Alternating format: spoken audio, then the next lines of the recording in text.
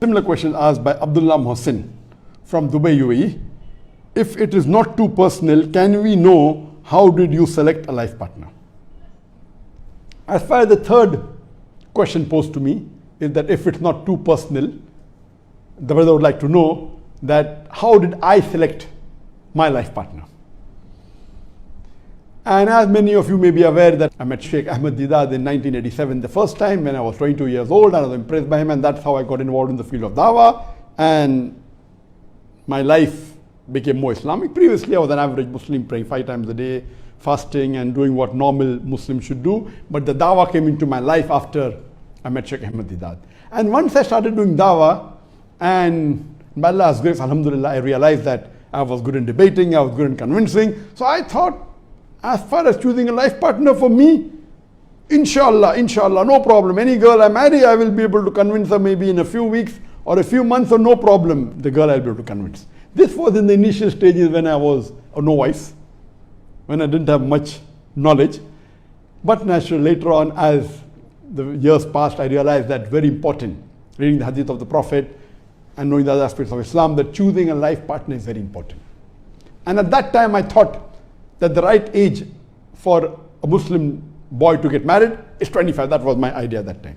Now it may be a little bit earlier. So at that time I thought that 25 years is the best time for a person to get married, when he finishes his graduation and he can marry.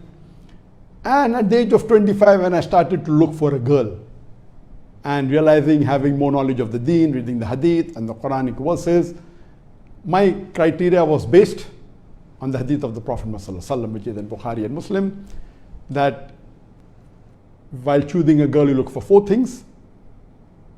First is the wealth, second is the lineage, the nobility, third is the beauty, fourth is the deen, and the best is the deen. You should choose a girl for deen. And this hadith was ingrained in my mind, and I decided I want to marry a girl who is as religious as possible, more religious than me.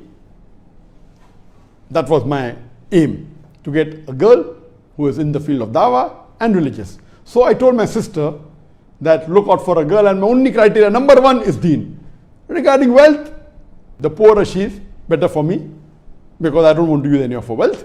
Lineage, it doesn't matter. And beauty, she should not be repulsive. That was my requirement.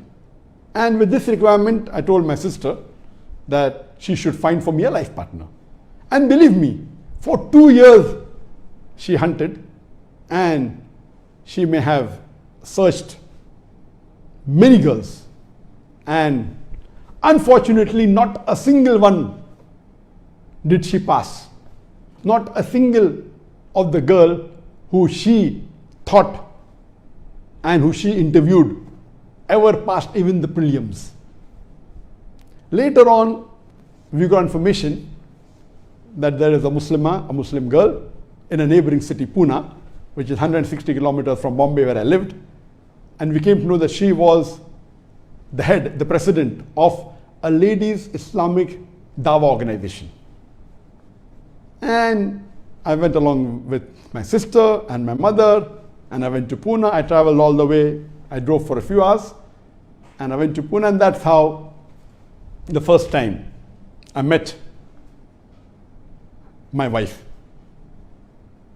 And that time she wasn't aware, and we met her, and we spoke to her mother. My mother was there, and my sister was there, her mother was there, she was there. And later on, when we went back, then we sent the proposal, and then we had a formal meeting. So first wasn't a formal meeting, just we went and we met through one of our common friends. And when we had the formal meeting, we had for a few hours. And alhamdulillah, she was the first girl I met, or I interviewed, or I interacted to be my would-be wife. And alhamdulillah, the first was the best, and Allah blessed me, mashallah, with a wonderful wife. And alhamdulillah, I consider it to be one of the best gifts that Allah has given me. Besides the iman that Allah has given me, the best gift that Allah gave me is my wife. And she was from Pune. And in the first interview itself, it was nearly finalized. Then we had another meeting. my basic criteria was that she should be religious and she should be a dai. These were the two criteria, religious and dai. And I could not find a girl better than her at that time. Already more than 27 years has passed for our marriage. At that time, I could not find anyone better in my knowledge. And Alhamdulillah, this was the only criteria. The remaining was not at all important. But Alhamdulillah, even though I wasn't looking for beauty, mashallah, Allah subhanahu wa ta'ala gave me a beautiful wife. And as I said, the beauty is in your mind. And Alhamdulillah.